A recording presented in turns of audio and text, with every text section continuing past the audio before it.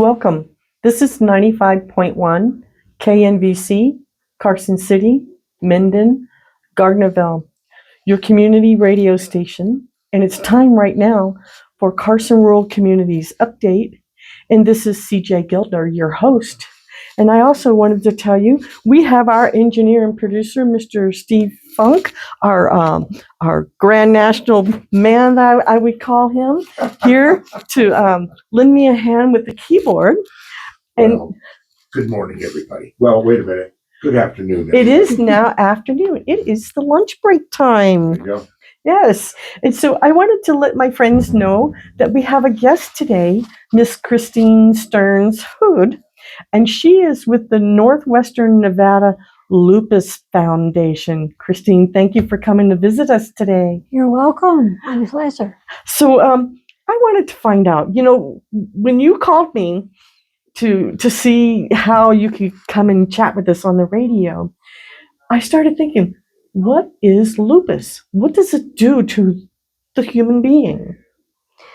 Yeah, basically lupus, it is where your body, the cells, the body fights against natural cells that and it kills the cells, the good cells in the body. So, for example, it can take away all the immunity. So it's based in the autoimmune arena, where it can affect any part of your body, for any organ of your body, really. So how does a person know that this is happening to them, that they are aware that this is a lupus situation? Yeah, I think that's one of the most difficult parts of diagnosing lupus, because they call it it mimics many other diseases. Okay. And I think that's really why it takes so long to get diagnosed, because the doctors have to rule out so many other diseases to determine that it is actually lupus, which can be difficult for a patient who they're not feeling well, and they want to know why, and then they want some medication to help them feel good. And unfortunately, that doesn't happen, right away. So when did you know you had lupus? Well, at the beginning, after I had stroke, I began to have daily migraines, and I was referred to a neurologist and this is in Colorado, and she was part of the UC Colorado group. She was actually a professor as well, a very smart doctor. And she did a lot of tests over and over and over again. And she was really the one that started putting the pieces together. And one test, there's not really a group of tests that you can take to determine that you have lupus. It's like this puzzle and so for some people, the puzzle pieces are not even the same. So I could be standing next to a person who also has lupus, and their lupus looks different than my lupus.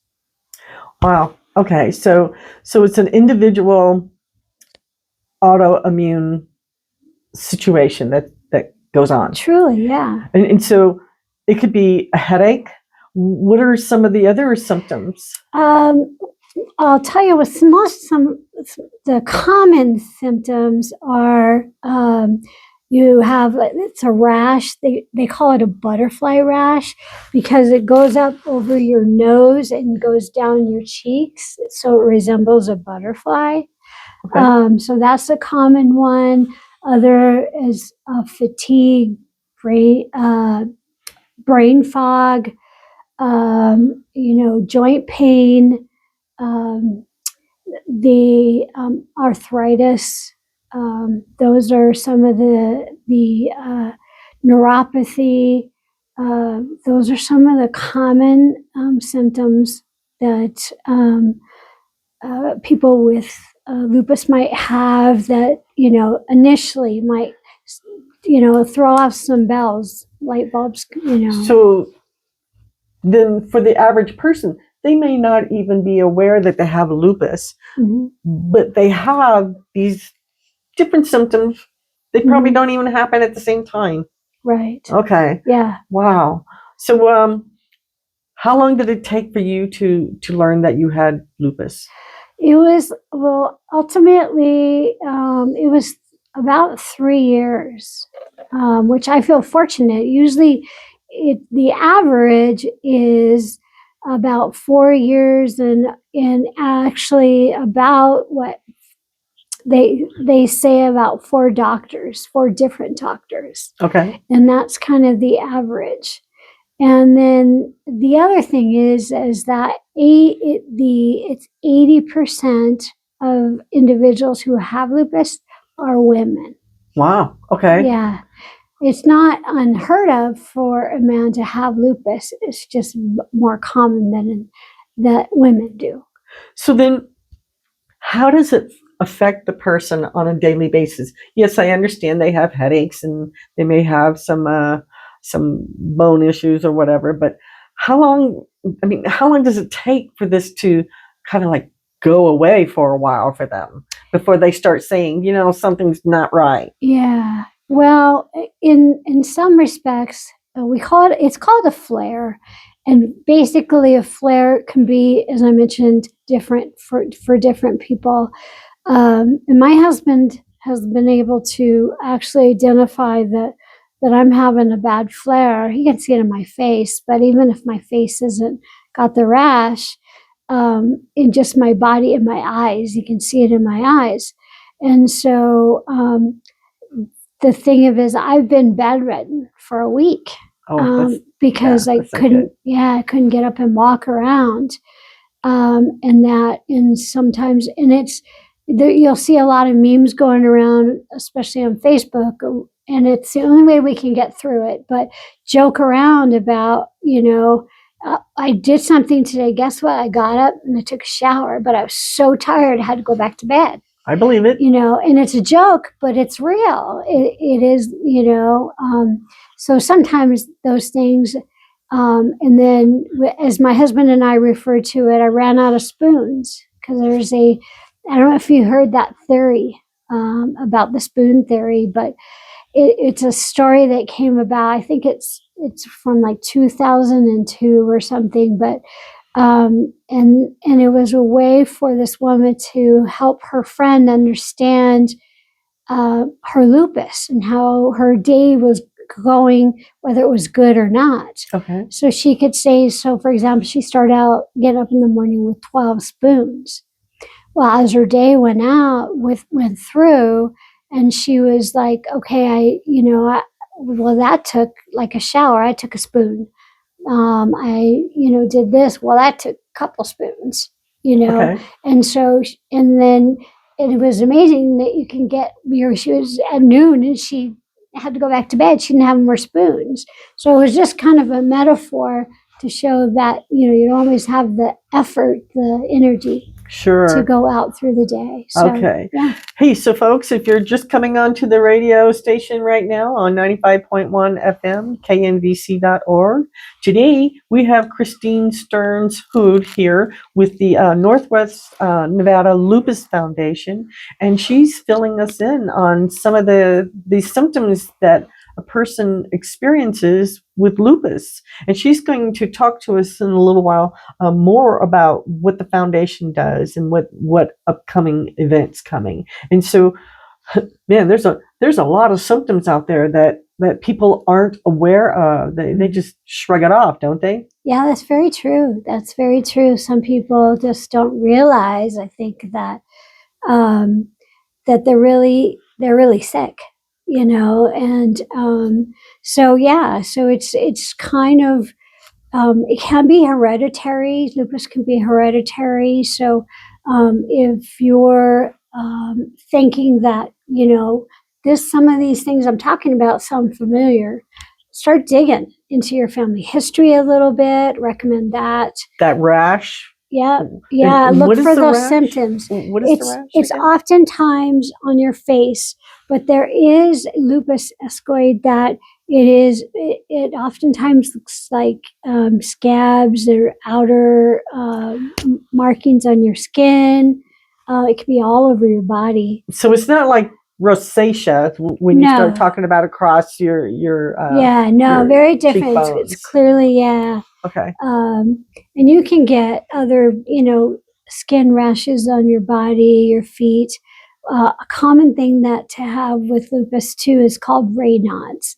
What Raynaud's is that I had the circulation. We were talking about that earlier, having circulation problems. So Raynaud's, what that does is that it is a circulation problem. So the tip of your fingers get super cold, and they're purple oftentimes. Okay. And it happens to your toes too, so that you can see that, and your feet are cold. So my hands and feet are always freezing, and that circulation. So Raynaud's comes into play and is considered a part of that autoimmune group. So then once a person is diagnosed with lupus, and you and I didn't really talk about this, but now it makes me think of other things like, what about nutrition? How does that help the person? Are there any guidelines for that?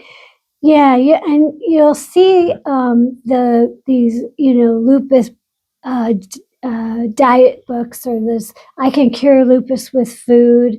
That's not true. Or you can't just drink something or eat certain foods and your lupus will go away. Okay. It's not true. And so, but what I would say is that, and what I do, is there certain foods that you can stay away from. And this is even somebody without lupus, really, is that helps your body function a little bit better. Okay. So I don't eat red meat. It's not good for my body. I can't process it. Right. And sugar, and limit sugar intake. So it's just part of being healthy, as far as I try to walk on the treadmill just to keep my body's moving, Okay. and so, and I'm walking, I'm not running, so no exercise you have to do. But it's just kind of that simple stuff, eating greens and that The leafy greens and salads and things. Yeah. Okay. Yeah. So more on the healthier side, and life's too short. I mean, I Right. love ice cream, but I can't go out and have ice cream. I have to have it at home because I can't process the regular ice cream that you normally get. But I still get to enjoy ice cream if I want ice cream. So Sure. so that's what I would say as far as diets. There is a great book that has recipes in it that my husband and I loved, and he loves them too. And so I would recommend going out and getting like a cookbook that has great recipes in it. If I can think about what that is, or I'll share with you later. Sure. That you can share. But yeah, there's a great cookbook where you can get some good ideas there. So I don't know if you're familiar with purines. It's the cells that are in the plants and things. And so I had learned a little bit about controlling your intake of purines. Like, for example, if you were controlling that, you would consider either parsley or spinach. Parsley has too many purines in it, so it kind of whacks out the human cells. And then spinach was better than parsley, and then kale was better than spinach. And I was reading up on all these things about purines because of those who have gout. But Yeah. I would you think that maybe it's connected in a certain way with the lupus as to nutrition? Yeah, I mean, I would say that just eating healthy, it's not going to stop lupus from you getting lupus, or Sure. the thing of it is that oftentimes if you're going to get lupus is there. It's just waiting for a trigger. Okay. and my trigger was the stroke. So Okay. it could be anybody can have, you know, a certain thing happen to their body, and it could be a trigger. That headache that you mentioned earlier, and then you had your stroke. Yes. And then how long after the stroke did it take to determine that you had lupus? It was nearly 3 years. 3 Yeah. years. Wow. Wow. So, I mean, not everyone's going to have a stroke, but there are Right. symptoms that were popping up, that were coming up in a slow manner, right? Yeah. Oh, yeah. It was like a different day, you know, same day, different whatever. Yeah. Yeah. Oh, Okay. yeah. Okay. And what I recommend too is that if you, as an individual, if you start feeling something that's not right, it's out of the blue, is like I have a planner. And so I write down, or you can do it through a journaling. But I started writing down, like, okay, this day I woke up at this time. This is how I felt. Did I drink water? Did I, Right. you know, so I kept tracking those things. And then I could take the planner into my doctor's office. So if you do something like that, it can be very helpful in determining what's going on and helping the doctors help you determine what's happening. So I do recommend that. Okay. Yeah. And that would be a good thing too, because if you're having recurring different symptoms of something Mhm. that's going on and keeping the log or journal, Mhm. Yeah. lots of good information for your primary care physician. Oh, yeah. Or And they love it. whomever. Yes. Yeah. They exactly. love it. Wow. So, okay. So how did you discover the Lupus Foundation? Well, the Lupus Foundation of America, they're a great organization. They have ambassadors such as myself throughout the United States. They're all over the place.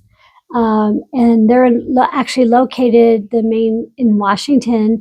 But I actually found them when I was looking for information myself, when I was first diagnosed. It's a scary thing, you know, Yeah. because, you know, Definitely. Google, and they don't always have the right answers. Right. And then you going down this Google hole, you know. The Google hole. I love it. Yes. Yeah, and you're scared. You're like, well, my gosh, there's no cure. Am I going to die? You know, and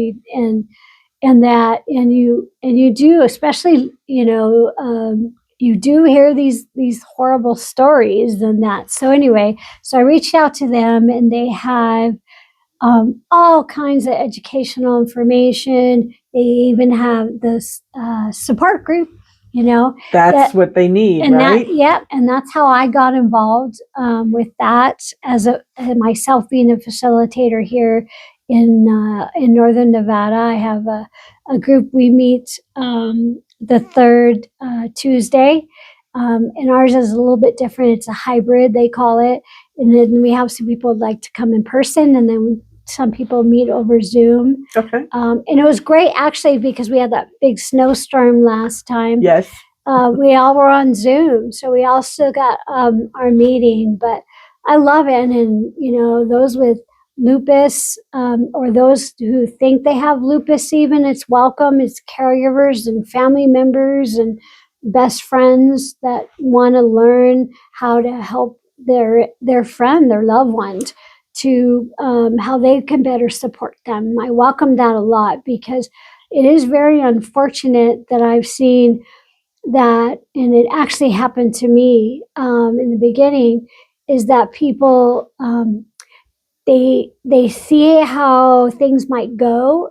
You might not be able to do the things that you always did, and they don't want to deal with that. Well, you know, I had my stroke.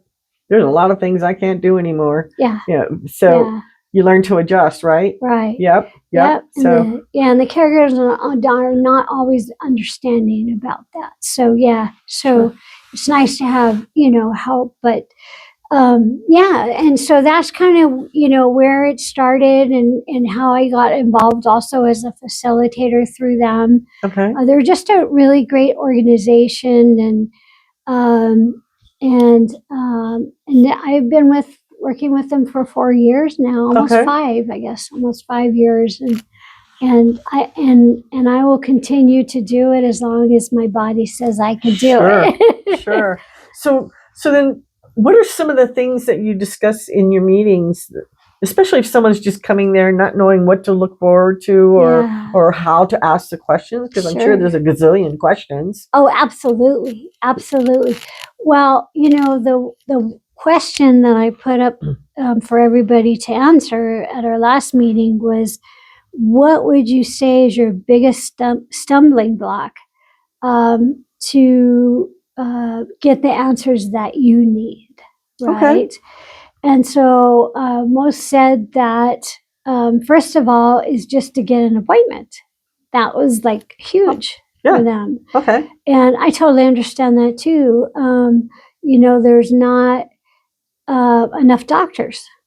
Yeah, there's a shortage of doctors for sure. Yeah. Yes. So, and then you think, oh my gosh, I got in, I can get an appointment, and they get an appointment, and it's like 3 months down the road.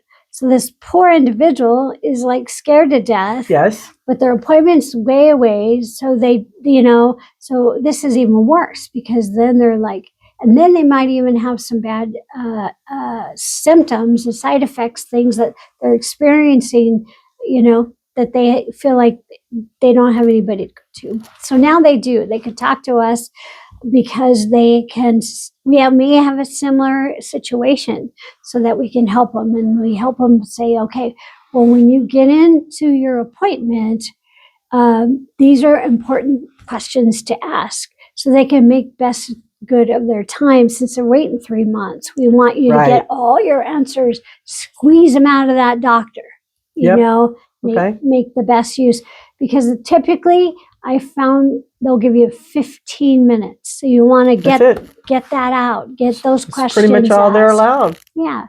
With the way the healthcare system is. Yep. So. And then so do that first of all, but we are also there to help them, just like lean on us, because now you have somebody to talk to, because, we've all had situations where, you go through it and you just cry. You feel sad for yourself. You grieve for the life that you had. Right. And can I give it a different description? Sure. After I just had a stroke, you actually have a pity party, because you don't know where to go. Yeah. You don't know what the unknown is. You don't know. Mm-hmm. And at first, I bet you, I don't care what illness it is, one that's serious like that, you have the unknown, and there's things you can't answer yet. Right. And be patient. Yeah. Not my best virtue, okay? I'll be the first one to tell you. I know. I don't like the unknown either. Yeah, it's scary, but one day at a time. Yeah, absolutely. Yep, exactly. So you have an event coming up. Yes, we do. We have an event coming up. It is the Northwest Nevada Walk to End Lupus. Okay. It's at Mills Park. It will be on May 2nd, Saturday, May 2nd. Mills Park in Carson City? In Carson City, right here in Carson City. That is awesome. Yay, I love that park. It's beautiful. Yes. And so, yes, it will be at Mills Park. We're actually having the event in May, because May happens to be Lupus Awareness Month. Okay. Not in Carson City yet. So I've asked the governor for a proclamation. Oh, very nice. Yes. So I'm hoping to have that and present that at the walk. Okay. As well. So it'll be quite exciting. And so it is a family, charity family walk. Okay. You can push strollers and you can walk your dog as long as it's on the leash. Yeah. But yeah, it's family. It's a 3K. So, and it's a stroll, basically a stroll around the park. Oh, that's cool. And so we have food trucks and a few vendors, and we're going to have music, and then we'll have like a little rewards at the end, a little ceremony. Okay. We're going to give trophies out for the greatest wearing purple, the greatest show of purple. Uh-huh. And those who raised the most money, the groups that raised more money, the singles, things like that. So we're going to just give out a whole bunch of trophies. Oh, that's going to be fun. And and so if you raise $25, then you'll get an event T-shirt. Oh, very good. Yeah. Okay. So it's just gonna be a lot of fun. All the proceeds benefit the Lupus Foundation of America, so it is a fundraiser for them. Okay. I've actually had. We didn't talk about this, but I've coordinated other fundraisers. I've been here in Nevada for a year, so I've had the joy. I've coordinated. We did this health and wellness expo. Okay. And done some really fun stuff and bingo nights and things like that. Oh, So that's cool. I'm really looking forward to later in the year, next year, also bringing some really more fun events as well. And I'm hoping that this is going to be an annual event here in Carson City. Oh, that'd be great. Yeah. So then if someone wanted to support the foundation, Yeah. where do they go?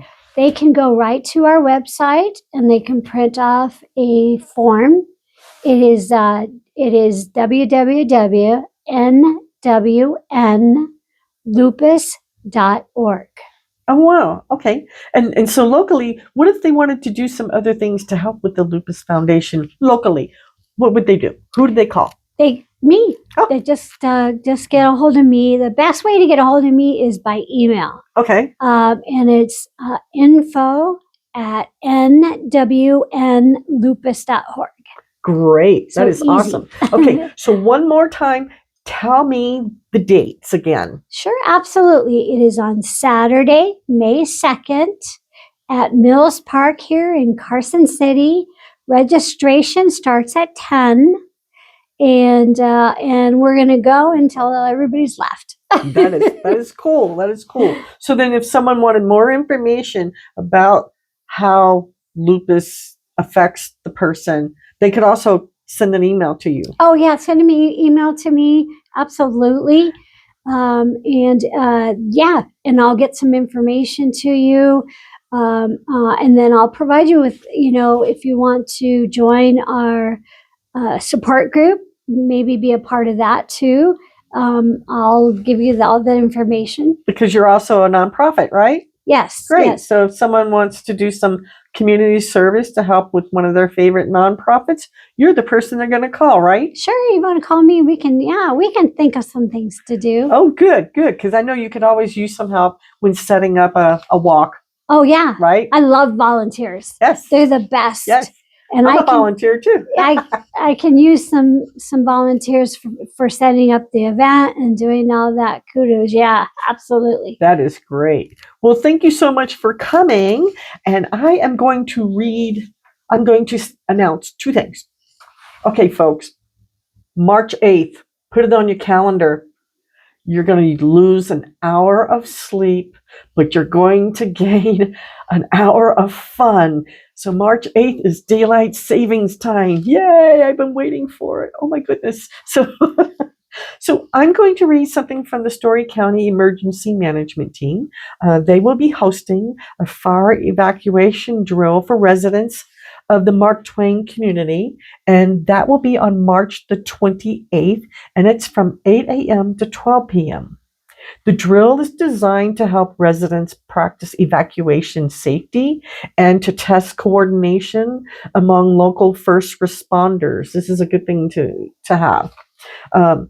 Ahead of the exercise, the county will hold a public informational town hall on Tuesday, March 10th. That's coming up next Tuesday. And that would be held at 5:30 p.m.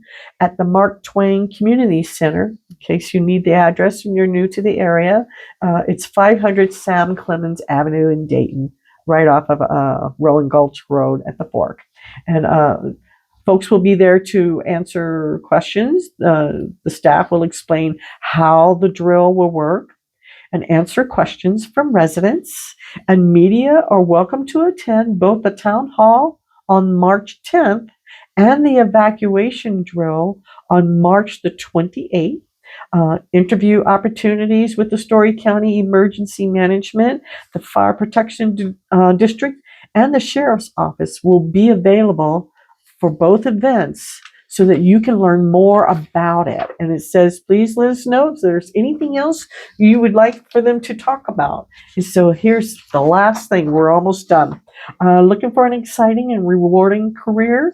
Contact Story County Sheriff's Office. They are hiring communications specialists. You just go to storycounty.org. And with that being said, folks, we are out of time. We had too much fun, but I have to say goodbye now. So say bye-bye. Bye-bye.